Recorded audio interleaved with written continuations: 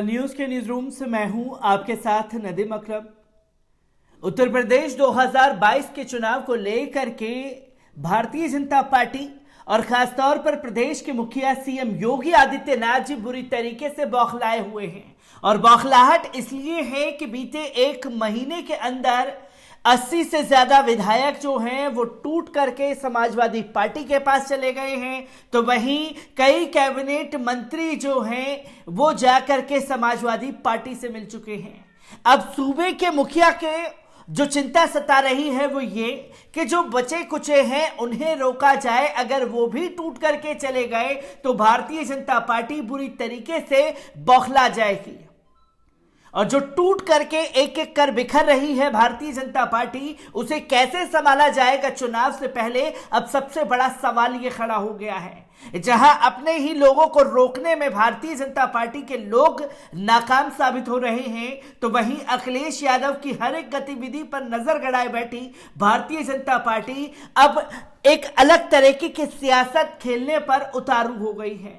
जहां एक गतिविधि भी होगी तो एफआईआर दर्ज कर दिया जा रहा है। और बौखलाहट इस तरीके से अखिलेश की सुनामी की मची है कि एक एक कर 2500 कार्यकर्ताओं के ऊपर जो है मुकदमे ठोक दिए गए हैं। योगी सरकार की तरफ से जो बौखलाहट मची हुई है, यह सबसे बड़ा सवाल खड़ा होता है कि आखिरकार किस तरीके से दहशत में है भारतीय जनता पार्टी। और जिन लोगों को कार्रवाई होनी चाहिए थी, वहीं पुलिसकर्मियों को भी सस्पेंड किया जा रहा है कि आखिरकार लोग इतनी भीड़ कैसे लगा रहे हैं अखिलेश यादव के मंच पर, जिस पर कड़ी कार्रवाई करते हुए उत्तर प्रदेश पुलिस ने 2500 लोगों के ऊपर एफआईआर दर्ज की है, तो वहीं अपने एसएचओ को भी सस्पेंड कर दिया गया है। क्या पूरा मामला निकल करके सामने आ रहा है, एक बार इस पर नजर डालते हैं। यूपी पुलिस ने समाजवादी पार्टी के 2500 कार्यकर्ताओं के खिलाफ केस दर्ज किया है। यह एफआईआर चुनाव आयोग के निर्देश पर दर्ज की गई है। बताया जा रहा है कि लखनऊ में शुक्रवार को सपा की वर्चुअल रैली में सैकड़ों कार्यकर्ता मौजूद थे, इसलिए ये एफआईआर दर्ज की गई है। बता दें कि शुक्रवार को बीजेपी नेता स्वामी प्रसाद मौर्य, धर्म सिंह सैनी समेत कई नेता सपा में शामिल हो गए।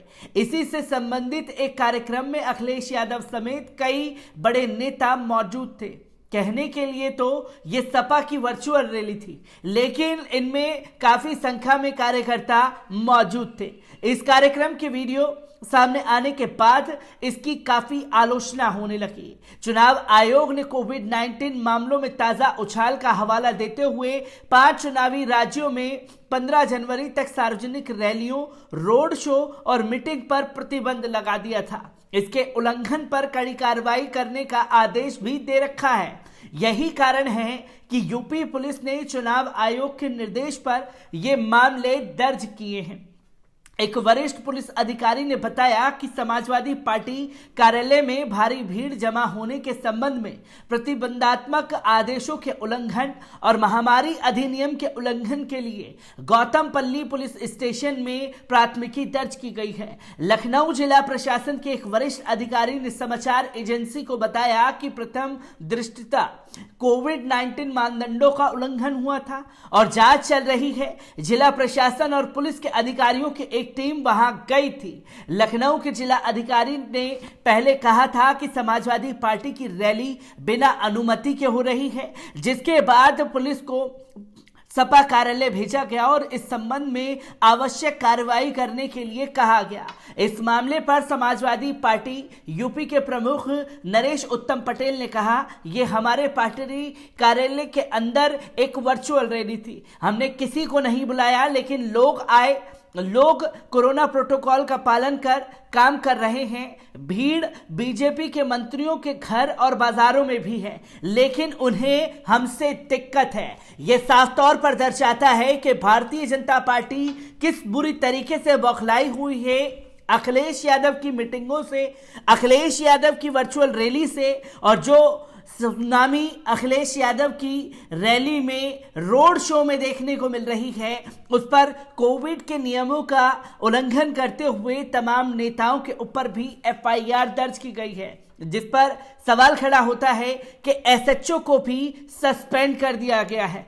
अखिलेश यादव ने शुक्रवार जो कार्यक्रम किया था उससे देश भर में ये सवाल उठे कि अगर वर्चुअल रैली है तो फिर असल रैली किसे कहते हैं। कोरोना काल ने वर्चुअल मीटिंग और वर्चुअल रैली का जो नया विकल्प दिया, अखिलेश यादव ने उसे बस एक नया नाम बनाकर रख दिया। लखनऊ में शुक्रवार को ये सब जो हुआ उसके खिलाफ एक्शन भी हुआ। लखनऊ डीएम के मुताबिक समाजवादी पार्टी के कार्यक्रम के आदर्श आचार संहिता और कोविड प्रोटोकॉल का उल्लंघन किया। 2000 से ज्यादा समाजवादी कार्यकर्ताओं के खिलाफ एफआईआर दर्ज की गई है। एफआईआर फिलहाल अज्ञात लोगों के खिलाफ हुई है, नामजद नहीं है। लखनऊ में गौतमपल्ली थाने में महामारी एक्ट के तहत मुकदमा दर्ज किया गया। जब अखिलेश यादव कथित वर्चुअल प्रेस कॉन्फ्रेंस कर रहे थे तब डीएम के आदेश पर मजिस्ट्रेट अपनी टीम के साथ समाजवादी पार्टी के ऑफिस पहुंचे थे। भीड़ का उल्लंघन किया और रिपोर्ट डीएम को सौंपी। उसी रिपोर्ट के आधार पर बिना अनुमति भीड़ जमा करने को लेकर मामला दर्ज किया गया है। इस पूरे मामले में समाजवादी पार्टी के कर्ता धर्ता तो जिम्मेदार है ही, लखनऊ का पुलिस प्रशासन भी कम कसूरवार नहीं है और इसलिए पुलिस की इस हिला हवाली पर भी एक्शन लिया गया है। गौतमपल्ली इलाके के एसएचओ को सस्पेंड कर दिया गया है और लखनऊ के एसपी से भी जवाब मांगा गया है। शुक्रवार को कार्यक्रम के दौरान ही अखिलेश यादव ने कहा था कि चुनाव आयोग के नियमों का पालन करेंगे, लेकिन वर्चुअल का बैनर लगाकर अखिलेश यादव ने फिजिकल रैली की और शक्ति प्रदर्शन करने का काम किया। सपा नेता नरेश उत्तम ने कहा यह कार्यक्रम वर्चुअल था, समाजवादी पार्टी ने किसी को नहीं बुलाया था। अगर बुलाया होता तो लाखों की संख्या में लोग आते।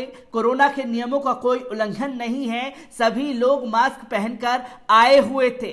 जब अखिलेश यादव ने अपना शक्ति प्रदर्शन कर लखनऊ में दिखाया, जहां भारतीय जनता पार्टी की बौखलाहट सिर्फ इसलिए देखी जा सकती है क्योंकि कई कद्दावर नेताओं को तोड़ करके समाजवादी पार्टी में शामिल करने का काम अखिलेश यादव ने किया है। और जब अखिलेश यादव ने अपनी ताकत दिखाई और भारतीय जनता पार्टी को प्रदेश में घेरने की रणनीति और तैयारी बनाई तो तमाम तरीके से समाजवादी पार्टी के मुखिया को फंसाने की कोशिश हो रही है, तो वहीं उनके कार्यकर्ताओं के ऊपर भी मुकदमे लगाने की तैयारी की जा रही है। शायद मेन स्ट्रीम मीडिया का फोकस समाजवादी पार्टी के इर्द गिर्द ही दिख रहा है, क्योंकि जो लाखों की भीड़ जनसमूह अखिलेश यादव को जन समर्थन मिल रहा है उससे बौखलाहट साफ तौर पर देखी जा सकती है। जो कार्रवाई वर्चुअल रैली के नाम पर अखिलेश यादव और तमाम कार्यकर्ताओं के ऊपर की गई है। समाजवादी पार्टी की हर एक गतिविधि से जुड़ी खबर को आप लोगों के साथ साझा करता रहूंगा। दीजिए इजाजत, शुक्रिया।